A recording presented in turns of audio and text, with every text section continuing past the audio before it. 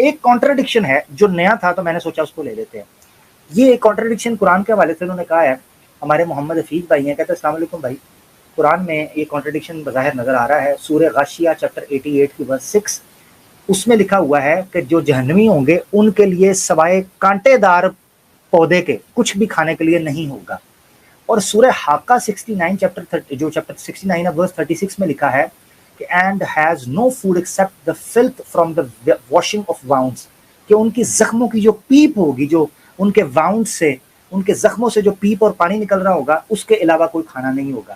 تو یہ کانٹرڈکشن ہے. میں آیت آپ کو اوریجنل دکھا دیتا ہوں. یہ آپ کے سامنے سورہ غاشیہ کی آیت ہے. یہاں پر لکھا ہے کہ جن لوگوں کو جہنم میں پھینکا جائے گا, تسلا نارن حامیہ, پھینکا جائے گا جہنم کے اندر, تسقا من عین آنیہ, وہ پانی پئیں گے ایک گرم چشمے.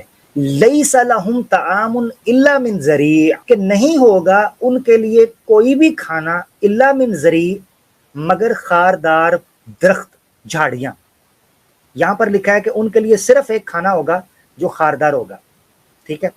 اور دوسری آیت میں سورہ حاقہ کی آیت 36 میں لکھا ہے کہ ولا طعام الا من غسلین, نہیں ہوگا کوئی بھی کھانا مگر ان کے زخموں کی پیپ اور ان کے زخموں سے رسنے والا پانی. اب اس سے وہ کہتے ہیں کہ یہاں پر تو کانٹرڈکشن ہو گیا, یہ ہوگا یہ وہ ہوگا. مطلب کی بات یہ ہے کہ ایک تیسری آیت, اس میں ایک شجرہ کا ذکر ہے, ایک درخت کا ذکر ہے جو کہ جہنمیوں کی مہمان نوازی کے لیے پیش کیا جائے گا, جس کو کہتے ہیں شجرۃ الزقوم, الزقوم نامی درخت. اس میں اللہ تعالیٰ کہتے ہیں اذالک خیر نزلا ام شجرۃ الزقوم, کیا یہ جنت جس میں اتنے سہولتیں ہیں یہ مہمان نوازی کے لیے بہتر ہے, یا وہ درخت جس کا نام الزقوم ہے. یہ تین جگہ پر مختلف آپ کو بظاہر معلوم ہوتا ہے. اس کو آسان لفظوں میں سمجھنے کے لیے اس کے 3-4 سے جواب بن سکتے ہیں, 3-4. نمبر 1, آپ نے اس کا کانٹیکسٹ دیکھنا ہے. مثال کے طور پر یہ سورہ حاقہ ہے, اگر آپ اس کی پچھلی آیات میں چلے جائیں گے تو یہاں پر جہنمیوں کو جب جہنم میں سٹارٹ کیا جائے گا نا بھیجنا, یہ اس وقت کا ذکر ہے, کیونکہ پیچھے آیت میں بیان کیا جا رہا ہے عمال نامہ دیا جائے گا, اور عمال نامہ بیان دینے کے بعد ان کے ساتھ پوچھا جائے گا کہ اب بتائیں اب آپ کے ساتھ کیا معاملہ کیا جانا چاہیے, تو ان کو جہنم میں ڈالا جائے گا. یعنی سٹارٹنگ پوائنٹ ہے. تو سٹارٹنگ پوائنٹ کے اندر ان کو چوٹیں لگیں گی, ان کو زخم ہوں گے, اور کھانے کے لیے کچھ نہ دیا جا رہا ہوگا, تو ان کو یہ زخم کی جو پیپ ہے یہ پینے کے لیے کہا جائے گا. جبکہ یہ جو بات ہے کہ لیس لہم طعام الا من ضریع, یہ صاف پتہ چل رہا ہے کہ ایک وقت گزرنے کے بعد ان کو یہ تناول کرنے کے لیے پیش کیا جائے گا. آگے وہ بیان کر رہے ہیں لا یسمن ولا یغنی من جوع, آیت کا آخری ٹکڑا, کہ نہ اس سے وہ پیٹ بھر سکیں گے, نہ ان کی بھوک ختم ہوگی, نہ ان کو کوئی اس سے فائدہ, یعنی ان کو باڈیلی بھی کوئی فائدہ اس چیز سے نہیں ہوگا. ایک جواب تو اس کا کانٹیکسٹ ہے کہ یہ مختلف ٹائمز کے بارے میں بات ہو رہی ہے, کیونکہ سورہ جاسیہ میں سورہ حاقہ کے اندر کانٹیکسٹ اور بتائے گا. ایک تو یہ طریقہ ہے. دوسرا طریقہ یہ ہے کہ جو تفسیر ماجدی ہے, عبد الماجد دریابادی رحمۃ اللہ علیہ کی, انہوں نے ایک بڑا پیارا نقطہ اس میں اٹھایا. انہوں نے کہا کہ یہ جو کھانے کے بارے میں حصر بیان ہو رہا ہے نا, کہ اس کے علاوہ یہ نہیں ہوگا, اس سے مراد کھانے کا حصر نہیں ہے یعنی آئٹمز کا. اس سے مراد یہ ہے کہ یہ کہا جا رہا ہے کہ کھانے میں صرف اور صرف ایسی چیز ہوگی جس سے جسم کا کوئی فائدہ نہیں ہوگا, جس سے جسم کو کوئی ہیلدی فائدہ نہیں ہوگا, کوئی ایسی ڈائٹ نہیں ہوگی. ان کا استدلال اس آیت کی, اس جو آیت آپ کو نظر آ رہی ہے 6 نمبر 7 نمبر آیت سے, ولا لا یسمن ولا یغنی من جوع, وہ کھانے کے 2 فائدے ہوتے ہیں. کوئی بھی کھانا انسان کھاتا ہے اس کے 2 فائدے ہیں. نمبر 1 صحت کے لیے اچھا ہو, نمبر 2 پیٹ بھرے. خاردار پودے کھانے سے یا زقوم کھانے سے یا اپنے جسم کے جو زخم ہیں ان کو پینے سے نہ کسی کا پیٹ بھرے گا, نہ اس کی صحت کے لیے کوئی فائدہ مند ہوگا. یہ حصر اس اعتبار سے تھا کہ اس کھانے کا فائدہ کوئی نہیں ہوگا. ایک یہ چیز ہے. دوسرا جواب ہو گیا.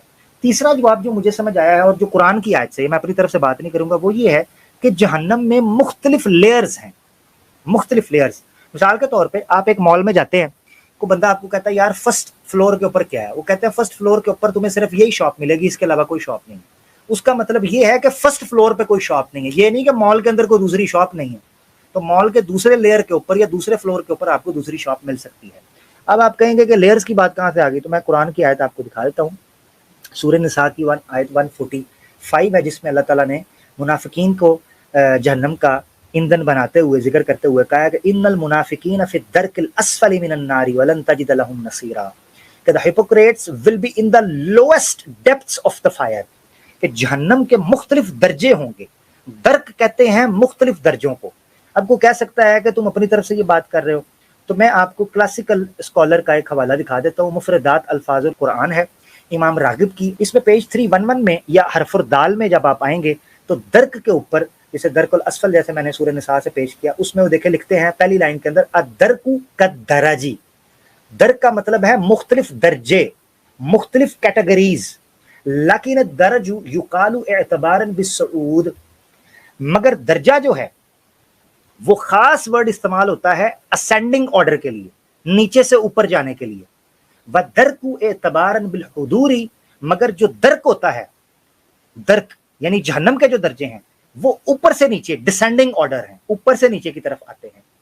وَلِهَذَا قِيلَ دَرَجَاتِ الْجَنَّةِ، اسی لیے جنت کے تو درجے ہوتے ہیں کیونکہ وہ نیچے سے اوپر جاتے ہیں، پہلے چھوٹا جنتی، پھر اس سے بڑا، پھر اس سے بڑا، پھر اس سے بڑا، مگر جہنم کے بارے میں کہا جاتا ہے وَدَرَكَاتُ النَّارِ، آگ کے درکات ہوتے، یہ بھی لیئرز ہیں مگر یہ اوپر سے نیچے آتی ہیں، کیونکہ جنت میں اچھائی کے درجے میں جو نیچے سے اوپر جاتا ہے اس کا رتبہ بڑھتا ہے، مگر جہنم میں، تندور میں، آگ میں، اس خوفناک منظر میں جو جتنا نیچے ہوتا جائے گا اس کا جرم، اس کا زخم اور اس پر جو عذاب ہے اس کی شدت بڑھتی چلی جائے گی، اس اعتبار سے کہا۔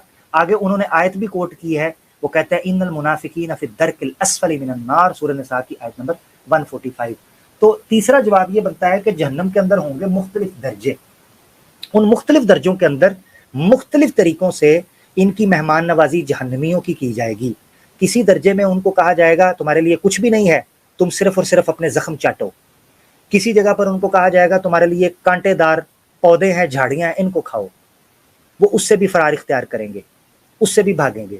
تو پھر ان کو کہا جائے گا اب تمہارے لیے شجرۃ الزقوم ہے، اس کے علاوہ کوئی مہمان نوازی نہیں ہے، مجبوری میں ان کو کھانا پڑے گا۔ مودودی صاحب نے بھی تفہیم القرآن کے اندر جب اس آیت کی تفسیر کی تو انہوں نے کہا کہ یہ بیک وقت ایک جگہ پر اکٹھی ہو سکتی ہیں، یعنی سب سے پہلے وہ اپنے زخموں سے بھاگیں گے، اس کے بعد وہ کانٹے دار جھاڑیاں ان کو پیش کی جائیں گی، وہ اس سے بھاگیں گے تو ان کو شجرہ زقوم کھانے کے لیے ملے گا۔